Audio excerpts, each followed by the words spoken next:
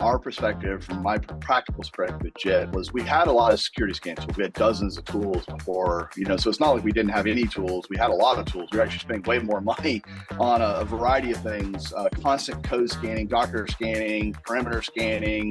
There was just all sorts of things that we were doing, but yet we had, some very clear security gaps in our, for example, secrets in our source code, or we had, a lot of different things that were happening, but yet we invested all these tools. And so what JIT allowed us to do is really, again, at this point of where the change was happening, it allowed us to insert it in. And really, it also changed the culture, because security wasn't now someone else's problem. It wasn't an department we could outsource to, or some tool that we could pay for. JIT became something culturally that everyone inside the organization was thinking about, at the level of how they wrote the code, at the level of the way they designed the software, the level of the way we operate and access our software.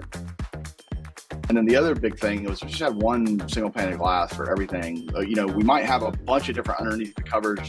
JIT is orchestrating a lot of different tools and a lot of different sort of services. We just had sort of one tool we had to worry about, not 5 different dashboards I had to log into and transfer data from one system to the other. And JIT, literally, if we find a security issue that we want to action, we can click a button and it goes right into our linear issue system, and we can immediately start actioning it, working it. And then, any PR, of course, so it becomes a sort of closed loop cycle, which is really nice from an engineering standpoint and a management standpoint.